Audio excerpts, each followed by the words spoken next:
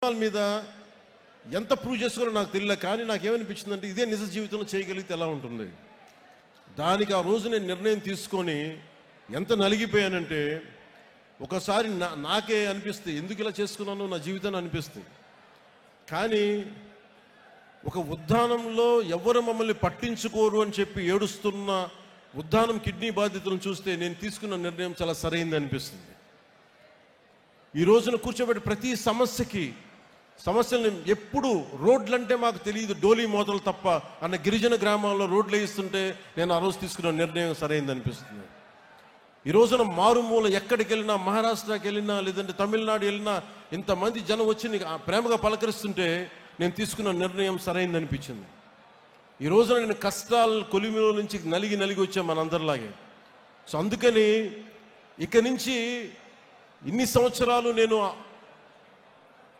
కీలకమైనది ఏంటంటే మన ఏ ఐడియాలజికల్ ఫౌండేషన్ మీద నిలబడ్డాం, దేని మీద వచ్చాం మనం, వీటన్నిటినీ ఒకసారి మీతో పంచుకొని 5 అంచెలుగా దీన్ని మీకు ముందుకు చెప్తాం. ఒకటి, మన ఐడియాలజికల్ ఫౌండేషన్స్ ఏంటి, మనం ఎలాంటి ఒడిదుడుకులను తట్టుకొని వచ్చాం, అలాగే మూడోది భవిష్యత్తులో మనం ఏం చేయాలి, ఎలాంటి ఒడిదుడుకులను ఎదుర్కోబోతాం, వాటికి ఎలా సంసిద్ధంగా ఉండాలి, నాలుగోది ఐదోది చిట్ట చివరిది భవిష్యత్తులో ఇంకొక సమీప భవిష్యత్తులో మనం సంస్థాగత నిర్మాణాన్ని ఎలా చెయ్యాలి అని పంచుకోవడానికి నేను ఈ రోజున ఈ సభను పెట్టడం జరిగింది. ఒకటే చెప్తున్నాను, దీని వెనక మండల స్థాయి నుంచి నేనే కూర్చొని సెంట్రల్ ఆఫీస్ నుంచి నేనే మానిటర్ చేస్తాను. నేను మీరు అడగచ్చు ఎందుకు ఇంతకాలం చేయలేదని. నేను ఒక్కడే, శక్తియుక్తులు పరిమితం, అన్నిటికంటే కూడా you should be time tested. వీళ్ళు సినిమా ప్రభావంతో వచ్చారా నేనంటే, లేదంటే సమాజం మీద ప్రేమతో వచ్చారా, దేశం మీద ఇష్టంతో వచ్చారా, లేదంటే వీళ్ళకి ఏమున్నాయి అవసరాలు, పదవుల కోసం వచ్చారా. నన్ను నేను దశాబ్దం పైన పరీక్షించుకుంటే నేను 14లో పార్టీ పెట్టాను.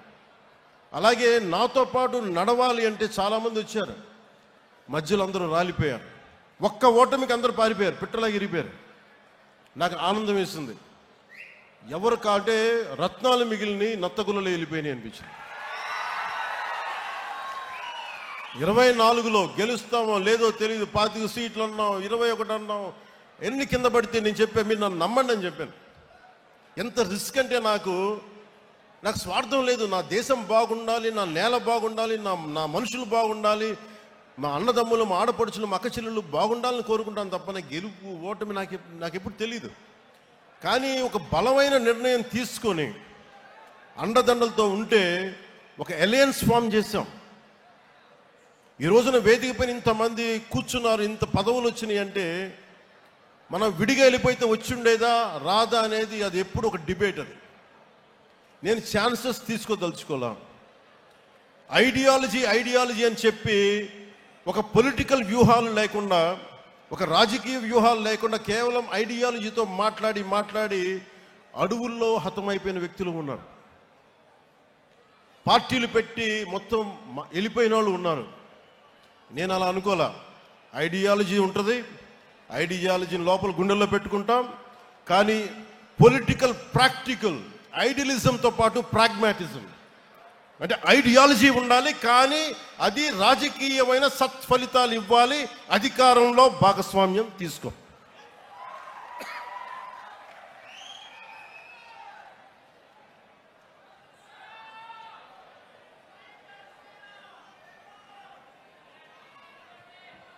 అంటే ఇవన్నీ చేసేటప్పుడు ఎలా ఉంటుందంటే, ఒక పార్టీని నడిపే బాధ్యతలు నడిపే వ్యక్తిగా చాలా ఇబ్బందులు ఉంటాయి. నేనేమనుకుంటానంటే నేను ఎప్పుడు నిస్వార్థంగానే పనిచేసుకుంటూ వెళ్ళాను. సత్ఫలితాలు ఇవ్వాలి, నేను దారి దోపిడీలు చేయాల, కాంట్రాక్టులు తీసుకోవాలా. మరి నా ఉద్దేశం ఏంటంటే మీరందరూ బాగుండాలి, మంచి నిర్ణయం ఉంటుంది, ఇదే నమ్మాను. దానికి తగ్గట్టుగానే మీరందరూ నిలబడ్డారు, నన్ను అర్థం చేసుకున్నారు. 2019 నుంచి 24 వరకు మనల్ని ఎంత నలిపేశారో మీకు తెలుసు. వీడి ఐడియాలజీ ఏంటి, మీ జనసేన పార్టీ ఐడియాలజీ ఏంటి, అసలు మీరు ఏంటి, మీ ఐడియాలజీ ఏంటి, కులాలను కలిపే ఆలోచన ఏంటి, ఏమన్నదని మీకు కులాలను కలిపే ఆలోచన విధానం ఏంటి, మతాలు ప్రస్తావన లేని రాజకీయం ఏంటి, భాషల్ని గౌరవించే సాంప్రదాయం, సంస్కృతులను కాపాడే సమాజం, ప్రాంతీయతను విస్మరించిన జాతీయవాదం, అవినీతి పైన రాజీ లేని పోరాటం, పర్యావరణాన్ని పరిరక్షించే అభివృద్ధి ప్రస్థానం చాలామందికి అపహాస్యంగా నమ్మశక్యంగా ఉండే. కానీ నన్ను నమ్మింది మీరు నమ్మారు. ఎందుకంటే మీరు భవిష్యత్తును మీరు చూశారు, వీళ్ళు చూడాల. నేను చెప్పా, కన్ఫ్యూషన్ మీ పాలిటిక్స్, మీ ఐడియాలజీ.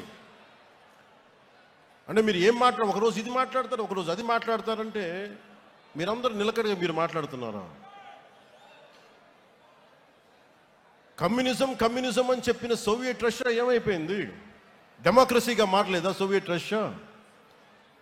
మావోయిజం అని చెప్పి స్టార్ట్ చేసిన రెడ్ చైనా ఏమైంది ఈ రోజున? క్యాపిటలిస్ట్ టెండెన్సీస్ రాలేదా, లేదా క్యాపిటలిజం రాలేదా?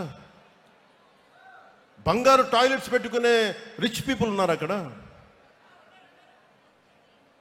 అంటే ప్రపంచమే ఇన్ని తీరుగా మారుతున్నప్పుడు అంటే మాకు ఏం అర్థమవుద్ది? చిన్నప్పుడు మేము చదువుకోలేదా?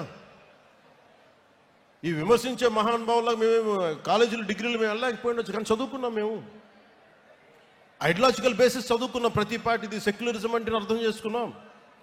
ఫాబియన్ డెమోక్రసీ, అరే కమ్యూనిజం, సోషలిజం మీరు మొత్తం అన్ని అర్థం చేసుకున్న తర్వాతే కదా. అంటే ఏ భావన లేకుండా, ఏ ఆలోచన లేకుండా, ఏ ఐడియలిస్టిక్ టెండెన్సీస్ ప్రాక్టీస్కి మనకి అవగాహన లేకుండా పార్టీలు పెట్టేస్తామా? అంటే సినిమాలో కూర్చొని డ్యాన్సులు చేసి, సినిమాలో కూర్చొని డైలాగులు చెప్తే వాళ్ళకి అవగాహన ఉన్నదనుకుంటున్నారా మీరు? అంటే రాజకీయాలు అంటే కూర్చోబెట్టి తెల్లగడ్డలు పెట్టుకొని హుందాగైన జుట్లు దువ్వుకొని సీరియస్గా ఇలా నమ్ముతూ ఇలా అంటే అలా అవసరం లేదు. సినిమాలు చేస్తాం, అన్ని చేస్తాం, వాటితో పాటు లోపల రగిలే అగ్నిగుండంలా ఉంటుంది మా గుండె. కష్టాల మీద కోపాలు ఉంటాయి మాకు.